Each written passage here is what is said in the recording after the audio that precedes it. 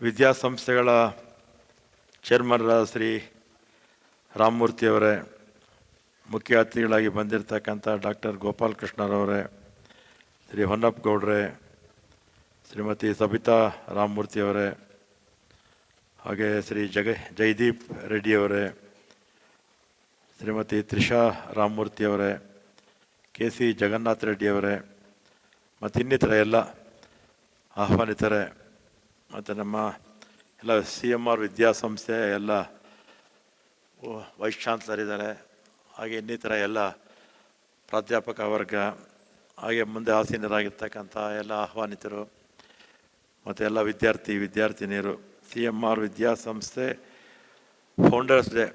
ಯಾರು ಫೌಂಡರ್ಸು? K C ರಾಮಮೂರ್ತಿಯವರು, Sabita ರಾಮಮೂರ್ತಿಯವರು, ಹಾಗೆ ಜಗನ್ನಾಥ ರೆಡ್ಡಿಯವರು. ಇವರು ಮೂವರಿಗೆ ಇನ್ಸ್ಪಿರೇಷನ್ ಯಾರು ಅಂದರೆ ನಮ್ಮ ಗೋಪಾಲಕೃಷ್ಣ ಅವರು. ಗೋಪಾಲಕೃಷ್ಣ 92ರಲ್ಲಿ ಫಸ್ಟ್ ಸ್ಕೂಲು ಪ್ರಾರಂಭ ಮಾಡಿದ್ದು ಕಾಚರಾಯ್ಕನಹಳ್ಳಿ, ಅವ್ರೂರ ಪಕ್ಕದಲ್ಲೇ ಪ್ರಾರಂಭ ಮಾಡಿದರು.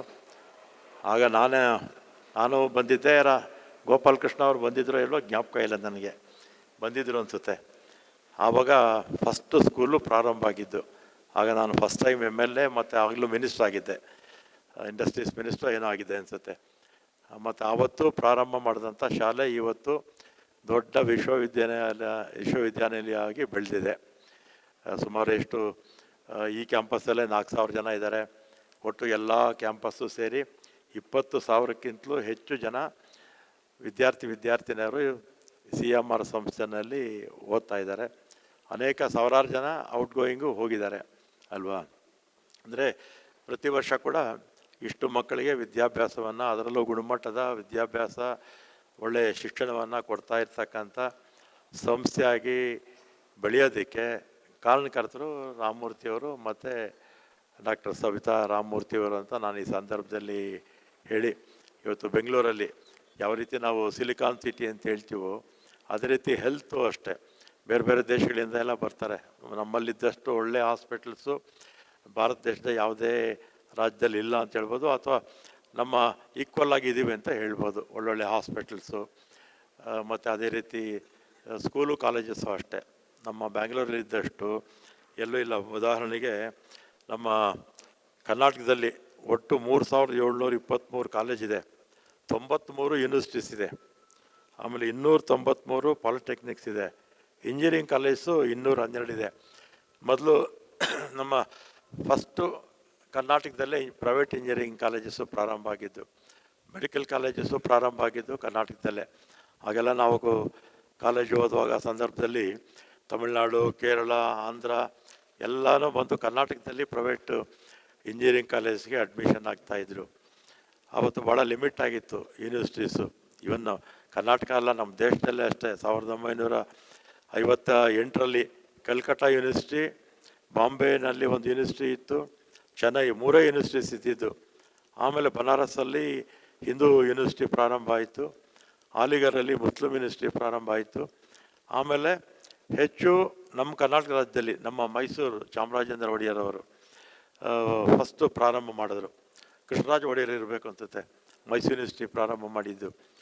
ಆಮೇಲೆ ಅದಾದಮೇಲೆ ಈಗ ನಮ್ಮ ಬೆಂಗಳೂರಲ್ಲೇ ಉದಾಹರಣೆಗೆ 1200 ಕಾಲೇಜಿದೆ. ನಾನು ರಾಮಮೂರ್ತಿಯವರು ನಾವೆಲ್ಲ ಓದುವಾಗ ಬರೀ 63 ಕಾಲೇಜಿತ್ತು.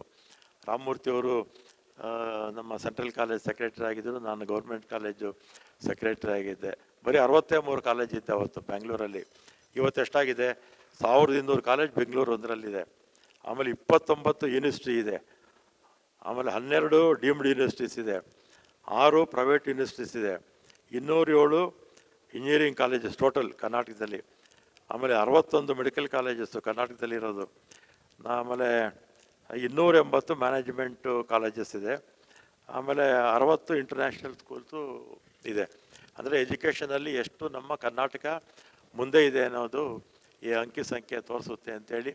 ಇಷ್ಟು ಕಾಂಪಿಟೇಷನ್ ಮಧ್ಯೆ ರಾಮಮೂರ್ತಿಯವರು ಒಂದು ವಿಶ್ವವಿದ್ಯಾನಿಲಯನೇ ಪ್ರಾರಂಭ ಮಾಡಿ ಒಳ್ಳೆ ಗುಣಮಟ್ಟದ ಶಿಕ್ಷಣವನ್ನು ಕೊಡ್ತಾಯಿದ್ದಾರೆ. ಮತ್ತು ಇವತ್ತು ನಾನು ಆಗಲೇ ಕೇಳಿದೆ, 12.5 ಕೋಟಿ ಅಷ್ಟು ಹಣವನ್ನು ಮಕ್ಕಳಿಗೆ ಅವಶ್ಯಕತೆ ಇರ್ತಕ್ಕಂಥ ಮಕ್ಕಳಿಗೆ ಅವರು ಸ್ಕಾಲರ್ಶಿಪ್ ಆಗಿ ಕೊಡ್ತಿರ್ತಕ್ಕಂಥದ್ದು ಭಾಳ ಒಳ್ಳೆಯ ಕೆಲಸ ಮಾಡಿದ್ದಾರೆ ಅಂಥೇಳಿ ನಾನು ಈ ಸಂದರ್ಭದಲ್ಲಿ ರಾಮಮೂರ್ತಿಯವರು ಮತ್ತು ಅವರೆಲ್ಲ ಮ್ಯಾನೇಜ್ಮೆಂಟಿಗೆ ಅಭಿನಂದನೆಗಳನ್ನು ಹೇಳಿ, ನಾನು ಹಿಂದೆ 7-8 ವರ್ಷಕ್ಕೆ ಮುಂಚೆ ಬಂದಾಗ ಆಗಿನ್ನೂ ಜಸ್ಟ್ ಪ್ರಾರಂಭ ಮಾಡ್ತಾಯಿದ್ರು ಯೂನಿವರ್ಸಿಟಿ. ಈಗ ಎಲ್ಲ ಬಹುತೇಕ ಎಲ್ಲ ಮುಗಿದಿದೆ. ಇನ್ನೂ ಸ್ವಲ್ಪ ಇದೆ, ಒಳ್ಳೆ ಕ್ಯಾಂಪಸ್ ಆಗಿ ಬೆಳೆಯಲಿ, ಇನ್ನೂ ಹೆಚ್ಚಿನ ಮಕ್ಕಳಿಗೆ CMR ಸಂಸ್ಥೆ ಒಳ್ಳೆಯ ವಿದ್ಯಾಭ್ಯಾಸ ಕೊಡಲಿ ಅಂತೇಳಿ ಎಲ್ರಿಗೂ ಕೂಡ ಧನ್ಯವಾದಗಳು ಹೇಳಿ ನಾನು ಮಾತು ಮುಗಿಸ್ತೇನೆ.